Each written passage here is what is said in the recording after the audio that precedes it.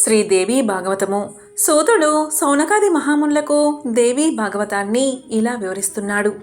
వ్యాసుడు జనమేజయుడికి ఇలా చెప్తున్నాడు. ఆ సర్యాతి కొడుకు అనంతకుడు, అతని కొడుకు రేవతుడు. అతనికి 100 మంది కొడుకులు, రేవతి అనే కూతురు ఉన్నారు. రేవతికి తగిన వరుడు ఎక్కడా లభించినందున రేవతుడు ఆమెను తీసుకుని బ్రహ్మ వద్దకు వెళ్ళాడు. సృష్టికర్త, ఈమె నా కూతురు రేవతి, తగిన వరుడి కోసం ఎంత వెతికినా దొరకలేదు. అన్నీ తెలిసిన వాడివి నువ్వు, తగిన వరుడెవరో నువ్వు చెప్పు అని అడిగాడు రేవతుడు. అందుకు బదులుగా నవ్వుతూ, రేవత, నువ్వు చూసిన రాజకుమారులెవరూ ఇప్పుడు భూలోకంలో లేరు. నువ్వు భూలోకం నుంచి బయలుదేరి 108 యుగాలయ్యింది. అంతా కాలగర్భంలో కలిసిపోయారు. వాళ్ళ కొడుకులు, మనవలు, బంధువులు కూడా లేరు. ఇప్పుడు భూలోకంలో 28వ ద్వాపరయుగం నడుస్తుంది. నీ వంశంలో వాళ్ళంతా మరణించారు. నీ నగరం రాక్షసుల పాలైపోయింది. ఇప్పుడు చంద్రవంశం రాజులు పాలిస్తున్నారు. ప్రస్తుతం నారాయణుడు శ్రీకృష్ణావతారంలో ద్వారకలో ఉంటున్నాడు. అతని అన్న బలరాముడు, అతనే నీ కూతురుకు తగిన వరుడు. రేవతి బలరాములకు పెళ్లి చేసి నువ్వు తపస్సు చేసుకో అన్నాడు బ్రహ్మ. అక్షరాల ఆయన చెప్పినట్టే చేశాడు రేవతుడు. వ్యాసుడు అలా చెప్పగానే జనమేజయుడు ఉత్సాహంగా ముందుకు వంగి, రేవతుడి బ్రహ్మలోక యాత్రకి 108 యుగాలు పట్టిందన్నావు. మరి ఆ తండ్రి కూతుళ్ళు ముసలివాళ్ళు కాలేదా అని అడిగాడు. వ్యాసుడు ఇలా అన్నాడు. బ్రహ్మలోకంలోనూ ఆ యాత్రలోనూ కూడా ఆకలి, దప్పిక, ముసలితనము, మృత్యువు ఇవేవీ ఉండవు. తరువాత కథ విను. రేవతుడు అక్కడ ఉండగానే రాక్షసులు సర్యాతి వంశాన్ని అస్తవ్యస్తం చేశారు. దాంతో వాళ్ళు కులస్థం వదిలి మేరు పర్వతానికి వలసపోయారు. దొరికిన వాళ్ళు అంతా చంపేశారు రాక్షసులు. మిగిలిన వాళ్ళల్లో క్షపుడు అనే మనువుకు ఇక్ష్వాకుడు పుట్టాడు. నారద ఉపదేశంతో భగవతిని ఆరాధించి ఆమె దయకు పాత్రుడయ్యాడు. అమోఘ వీర్యవంతుడై అయోధ్యని పాలించాడు. 100 మంది కొడుకులు అతనికి. పెద్ద కొడుకు వికుక్షి. ఆనాడు అష్టక శ్రాద్ధం కోసం మాంసం తెమ్మని వికుక్షిని అడవికి పంపాడు ఇక్ష్వాకుడు. వేటలో అలసిపోయి వికుక్షి ఓ కుందేలుని చంపి కొంత మాంసం తాను తినేసి మిగిలింది తెచ్చి ఇచ్చాడు శ్రాద్ధానికి. అది కనిపెట్టాడు వశిష్ఠుడు. ఇక్ష్వాకుడికి చెప్పాడు, తినగా మిగిలినది శ్రాద్ధానికి పనికిరాదు అన్నాడు. అందుకుగాను ఇక్ష్వాకుడు వికుక్షిని ఇంట్లోంచి తరిమేశాడు.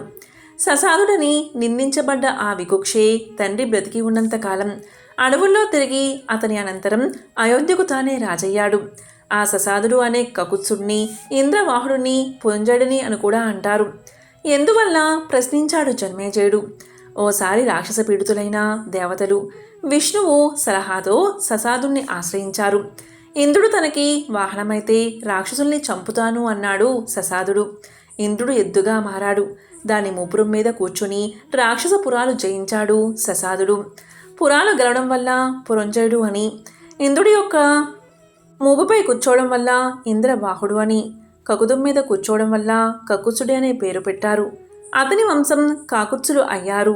ఆ కాకుత్సుడి కొడుకు అసేనుడు, అతని కొడుకు పృథుపుత్రుడు విశ్వరంతి, అతని పుత్రుడు చంద్రుడు, అతని కుమారుడు యువనాశ్వుడు, యువనాశ్వుడి కొడుకు శ్రావంతుడు, అతని తనయుడు బృహదస్వుడు, అతని సుతుడు కుపలాశ్వుడు. ఇతను దందువు అనే రాక్షసుని చంపేశాడు. అందుచేత దుందుమారుడు అనే పేరు పట్టాడు. కువలాశ్వుడికి దుడాశ్వుడు, అతనికి హర్యశ్వుడు, అతనికి నిశుంభుడు, అతనికి బర్హనాశ్వుడు, అతనికి కృశాశ్వుడు కలిగారు. కృశాశ్వుడు ప్రసేనజిత్తును కన్నాడు. ఆయన యవనాశ్వుడిని కన్నాడు. ఆ యవనాశ్వుని కొడుకే మాందాత. ఇతను తల్లి కడుపున కాకుండా తండ్రి కడుపున పుట్టాడు. అదెలా జరిగింది విస్మయంతో అడిగాడు రాజు. చాలా కాలం సంతానం లేదు యవనాశ్వుడికి. అందుచేత ముళ్లను ప్రార్థించగా వాళ్ళు కరుణించి అతని చేత యజ్ఞం చేయించారు. ఒక నీటి కడవ మంత్రించి పెట్టారు. అందులో నీళ్లు తాగితే సంతానవతులు అవుతారు. రాణుల కోసం ఉంచిన మంత్రజలమది. ఒక రాత్రివేళ దాహంతో ఉన్న యవనాశ్వుడు పటారున ఆ నీళ్లు తాగేశాడు. దానితో తనే గర్భం ధరించాడు. 10 నెలల తర్వాత అతని కడుపు కుడిడొక్క చీల్చి కొడుకును బయటకు తీశారు. అయితే బిడ్డకి పాలెవరిస్తారు అన్నది సందేహం. ఇంద్రుడొచ్చాడు. నేనిస్తా అన్నాడు. చూపుడు వేలు బిడ్డ నోట పెట్టాడు. అదే స్తనమైంది బిడ్డకి. ఆ కుర్రవాడే మాందాత. అతనికి పురుచుకుడు ముచుకుందుడుకు అయిన 2 కుమారులు కలిగారు. పురుకుత్సుడి కొడుకు అరణ్యకుడు, అతని కొడుకు బృహదస్వుడు, అతని కొడుకు హర్యస్వుడు, అతని కొడుకు త్రిధన్వుడు, అతని కొడుకు అరుణుడు, ఇతని కొడుకు సత్యవ్రతుడు. సత్యవ్రతుడు ఒకనాడు పెళ్లిపీట మీద నుంచి బ్రాహ్మణ కన్యను అపహరించిన కారణంగా చండాలుల మధ్య బతకమని శాసించాడు తండ్రి. సత్యవ్రతుడు అలాగే వెళ్ళిపోయి చండాలుల మధ్య తిరగడం ఆరంభించాడు. కానీ ఎందువల్లనో తనకి గతి వశిష్ఠుడి ప్రేరణే కారణమని అపోహ పడ్డాడతను. కడుపులో వశిష్ఠుడి మీద కోపంగా ఉండేది. ఇదిలా ఉండగా ఆ ప్రాంతాలనిటా కరువు పట్టుకుంది. విశ్వామిత్రుడు తనకేం పట్టనట్టు తపస్సులో కూర్చున్నాడు. అతని భార్య పిల్లలను ఎలా పెంచాలో తెలియక కొడుకుని అమ్మకానికి పెట్టింది. అది తెలిసిన సత్యవ్రతుడు ఆమెకు అభయమిచ్చాడు. వారి ఆహారానికి బాధ్యత తాను స్వీకరించి ప్రతిరోజు వేటాడి ఆ మాంసాన్ని ఆశ్రమం పక్క చెట్టు మీద ఉంచేవాడు. దాన్ని తీసుకుని విశ్వామిత్రుడి భార్య బిడ్డల్ని పెంచుకునేది. ఒకనాడు సత్యవ్రతుడికి వేట దొరకలేదు. ఆ సమయంలో వశిష్ఠుడి పాడి ఆవు కనిపించింది. దాన్ని కొట్టాడతను. తినగలంతా తిని తక్కినది విశ్వామిత్రుడి కుటుంబానికి అందించాడు. వాళ్ళు గోమాంసం అనే ఆలోచన కూడా లేకుండానే సుష్టుగా భోంచేసేశారు. ఇది తెలిసిన వశిష్ఠుడు బ్రాహ్మణ కన్యాపహరణం, తండ్రి కోపానికి గురికావడం, గోవధ అనే 3 పాపాలకి చిహ్నాల్లా సత్యవ్రతుడి తల మీద త్రిసమ్ములు అంటే 3 ముప్పులు ఏర్పడాలి, చూసే వాళ్ళకి పిశాచంలా కనబడాలి అని శపించాడు. ఆ కారణంగా సత్యవ్రతుడికి త్రిశంకుడు అనే పేరు వచ్చింది. అది తెలిసి సత్యవ్రతుడు తపస్సుకు వెళ్ళి జగన్మాతను ఆరాధించాడు. ఆ తల్లి కరుణించింది. పిశాచరూపం తొలగించమంటావా, తల మీద బొప్పెలు తొలగించమంటావా అని అడిగింది. పిశాచాకారం తొలగించమన్నాడు. అతను త్రిశంకుడిలా మిగిలిపోయాడు. అరుణుడి మరణానంతరం అయోధ్యకు రాజయ్యాడు. త్రిశంకుడికి హరిశ్చంద్రుడు కలిగాడు. బొందితో స్వర్గానికి వెళ్ళాలి అనే వాంఛతో త్రిశంకుడు వశిష్ఠుణ్ణి ఆశ్రయించాడు. శరీరంతో స్వర్గం, అప్సరసలను అనుభవించడం అయ్యే పని కాదు. ఆ ఆలోచన మానుకో అన్నాడు వశిష్ఠుడు. కానీ త్రిశంకుడి కోరిక చావలేదు. కుల గురువు కనుక నిన్ను అడిగాను, లేదంటే వేరే ఎవరి చేతన్నా యజ్ఞం చేయించైనా నేను స్వర్గానికి పోతాను అన్నాడు త్రిశంకుడు. తిన్నగా వశిష్ఠుడి శిష్యుల వద్దకెళ్ళి వాళ్ళను అడిగాడు. గురువు మాట కాదంటావా అని మండిపడ్డాడు వశిష్ఠుడు. చండాలువు కమ్మని శపించాడు త్రిశంకుడిని. అవమానంతో అడవిదారిన పడ్డాడు త్రిశంకుడు. హరిశ్చంద్రుడు రాజయ్యాడు. విశ్వామిత్రుడి తపస్సు పూర్తయింది. తిరిగి ఆశ్రమానికి వచ్చాడు.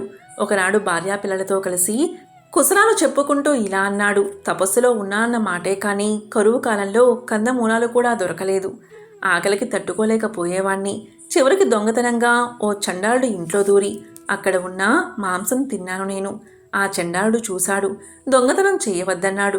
కరువు రోజుల్లో చేసిన దొంగతనాలు పాపం మెగుడికే చెందుతుంది అని చెప్పాను నేను. అంతలోనే వర్షం పడింది. ఆనందంగా బయటకొచ్చాను నేను. ఇక్కడి పిల్లలతో కరువు కాలం నువ్వెలా గడిపావు అన్నాడు అతను. ఆమె సత్యవ్రతుడి గురించి చెప్పింది. అతన్ని ఉద్ధరించమని కోరింది. తప్పకుండా రక్షిస్తాను అన్నాడు విశ్వామిత్రుడు. సరాసరి సత్యవ్రతుడి దగ్గరకు వెళ్ళాడు. అతని కోరిక తెలుసుకున్నాడు. యజ్ఞానికి ఏర్పాట్లు చేశాడు కౌశికుడు. కానీ వశిష్ఠుడు రాలేదు. అది విని విశ్వామిత్రుడు వెనుకంజ వేయలేదు. వెంటనే తన తపోబలం దారపోసి త్రిశంకుణ్ణి సశరీరంగానే స్వర్గానికి పంపాడు. కానీ అక్కడ దేవేంద్రుడు అతన్ని లోపలికి రానియలేదు. చండాల రూపంతో స్వర్గప్రవేశం లేదు అన్నాడు. భూమి మీదకే పొమ్మన్నాడు. కిందకి పడిపోసాగాడు త్రిశంకుడు. విశ్వామిత్ర, రక్షించు రక్షించు అని అరిచాడు. విన్నాడు విశ్వామిత్రుడు. ఆగు, అక్కడే ఆగు అని ఒక్క కేక పెట్టాడు. త్రిశంకుడు అలాగే ఉండిపోయాడు. అంతరిక్షంలో ఆ దేవేంద్రుడు తన స్వర్గంలోకి రానివ్వకపోతే నష్టం లేదు, నీకు వేరే స్వర్గాన్ని నిర్మిస్తాను అని చెప్పి యజ్ఞం ఆరంభించాడు విశ్వామిత్రుడు. ఈ విధంగా సోతుడు సౌనకాది మహాములకు శ్రీదేవి భాగవతాన్ని వివరిస్తున్నాడు. ఓం శ్రీ మాత్రే నమః.